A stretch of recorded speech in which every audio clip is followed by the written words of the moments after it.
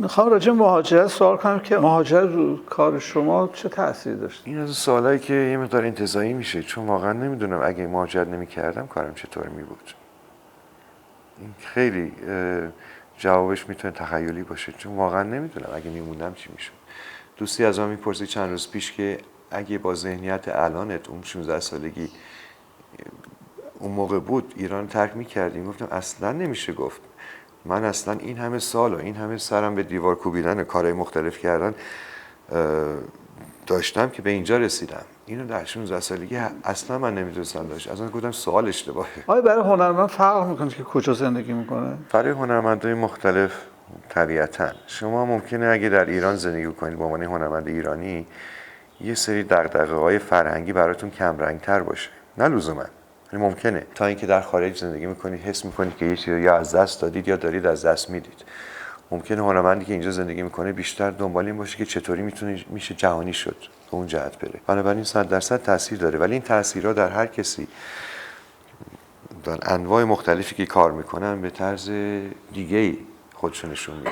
خونه شما کجاست؟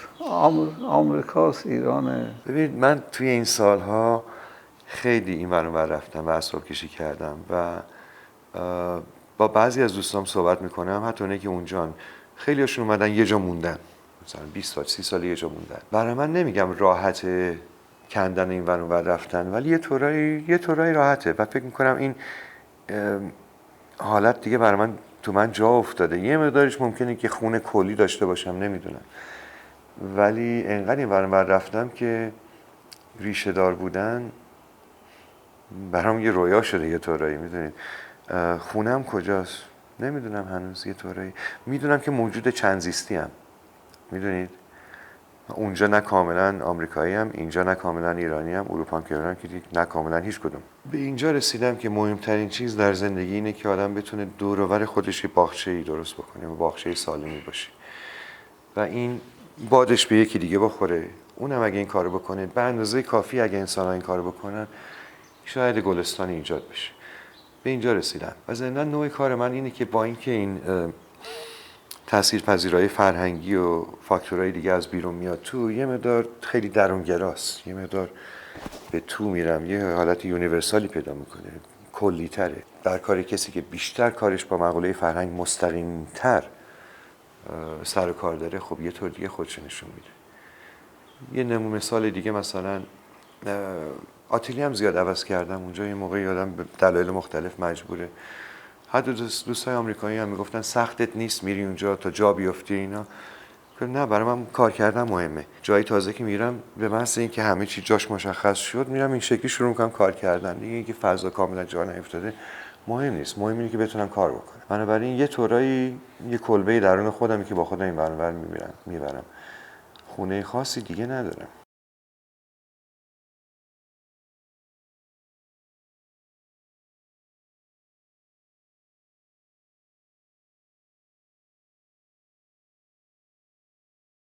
مهمترین یا بگم تعیین کننده ترین دوران زندگیتون کدوم دوران بود که جهتتون رو مشخصاً رسوند به اون چیزی که می‌خواستین؟ اون چیزی که الان به فکرم میرسه شاید مهمتر از این یا تاثیرگذارتر از این هم بوده باشه، ولی یه دوره‌ای بود که 1.5 سال کسی رو راه ندادم به آتلیه‌ام و روی تعداد زیادی کار میکردم.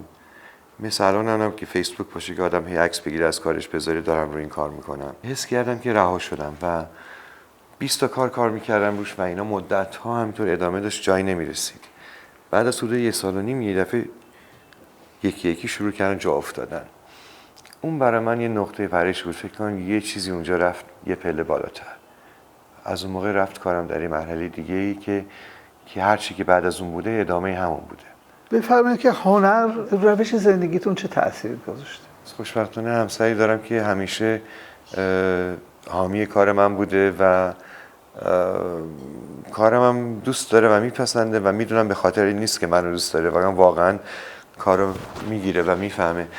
نه این هست، ولی خوشبختانه همسری داشتم که همیشه حامی بوده، مشوق بوده و خب اینا چیزایی که آدم باید بالانس کنه در زندگیش، کارش نمیشه کرد که آگاهانه آدم سعی میکنه به اون قسمت زندگی بیشتر برسه که با همسرش وقت بیشتر صرف بکنه. ولی مثلا ببینید واقعا زندگی من به این صورته که حالا الان که کار بیرونی ندارم، فقط آتلیه کار میکنم، صبح برم عصر بیام با هم شام بخوریم، بشینیم یه چیزی ببینیم، یا بعد بشینم پشت کامپیوتر شروع کنم با این گالری تماس گرفتن، با اینجا عکسای کارهایی که هفته پیش تموم شده گرفتم اونا رو آماده کنم رو کامپیوتر، اینجور چیزا.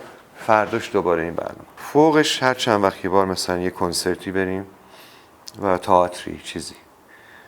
خوشبختانه این سینمای خانگی دیگه جای سینمای بیرون رو گرفته، ولی واقعا وقت برای کار نداریم، نه مهمونی میریم به اون صورت، نه مهمون میاد، برای که وقت نیست.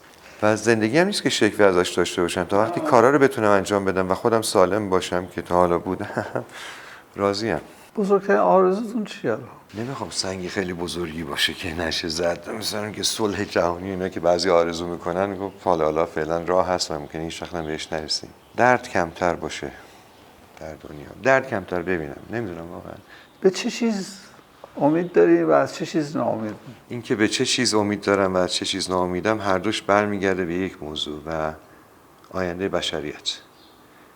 میگم ژتونام هنوز رو میزه، نمیدونم سیاه بیاد یا قرمز. امیدم حالا بگیریم قرمز بهتر باشه، به قرمز. ولی بعضی وقتا آدم شک میکنه، ولی بعضی وقتا باز یه چیزایی در دنیا میبینه که امیدوار میشه.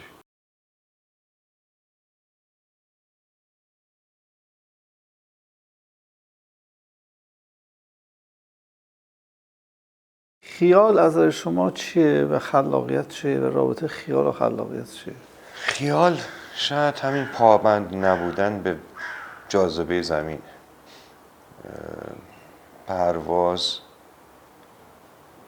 تو چارچوب منطق گیر نکردن، همون برمیگرده به شاعرانه بودن، سیال بودن. خلاقیت شاید پیدا کردن نقاط اتصالیه که روشن نیست اول، که زیر چیزای دیگه شاید مخفی شده. اصولا علاقه من به مکاتب عرفانی از همون برمیگرده به همون چیزی که اول گفتم، یه نوع دید شاعرانه به هستی، یه نوع دید غیر خطی. خود شعرم که میدونی یه نوع بروز، یه جلوه‌ای از همین نوع نگرشه. یعنی وقتی راجع به شاعرانه صحبت می‌کنم، راجع به شعر صحبت نمی‌کنم، راجع به انرژی پشتش. و برای همین همیشه برام مکاتب عرفانی مختلف دور و بر دنیا جالب بوده، به خصوص اون جایی که اینا رو هم میافتن مخرج مشترکی دارن، چون اصل ماجرا اونجاست، بقیهش میشه گفت حتی لهجه‌های بومیشونه، چه این صوفیگری باشه، چه مثلا داویسم باشه، چه زن. اون چیزی که وقتی میگه که تو همه چیز رو، مثلا تو یه چیزی رو که خیلی روش دقیق میشی، یعنی انگار همه کهکشان رو فهمیدی توشه و برعکس. این همیشه برام خیلی جذاب بوده و به نوعای مختلف من دنبال خودش کشیده. زن یکیش، داویسم از طرف دیگه، تصوف حالا نه عمقاً، ایده های عرفانی که به خصوص جایی که میگم یه سری چیزای مشترک با هم دارن، عرفان سرخپوستی حتی. من از زمان بچگی همیشه یه حسی داشتم که اینجا مسافرم.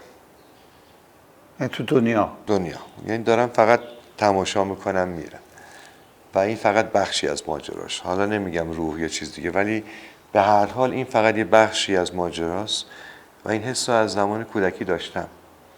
شاید یه مقدارش برمیگرده به اون، چقدر ژنتیکیه، چقدرش تاثیرپذیری های آدم در بچگی بوده،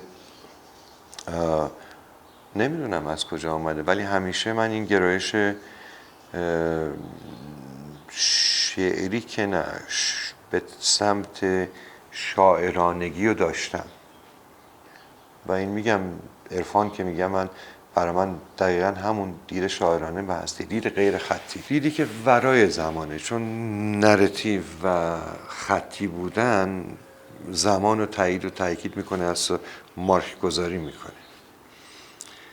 رها بودن که در یک لحظه همه جایی، در یک لحظه این چند تا معنی میتونه بده، در یک لحظه این رنگ میکشد این و در این حال این چیز اتفاق میفته.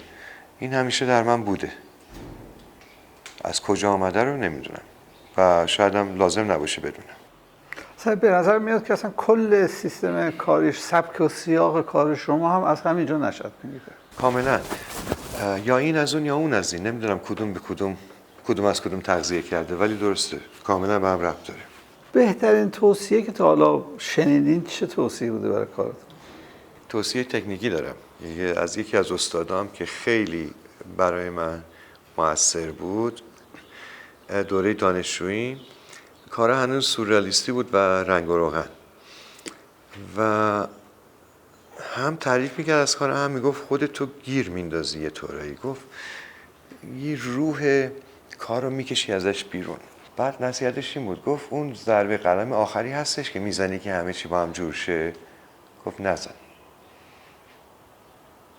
و خیلی سخت بود برای من، ولی دیدم همون یه حالت یه چیز وحشی و یه چیزی که تموم نشده باز میذاری توی کار چقدر به این روح کار کمک میکنه.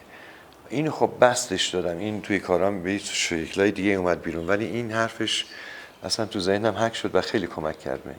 توصیه من به نقاشای ایرانی که صادقانه کار بکنید و تاثیرپذیریایی که دارید، تاثیرایی که از بیرون میگیرید اجازه بدید که هضم بشه، برید تو، یواش یواش صدای خودتون رو پیدا بکنید، زبان بصری خودتون. مهمترینش برمیگرده به همون حرف اول، صادق باشین، صادقانه کار کنید، به کارتون ایمان داشته باشین، خودش میبره اون جایی که باید ببرتتون. این صداقت نباشه توی چاله‌های مختلف گیر میکنید.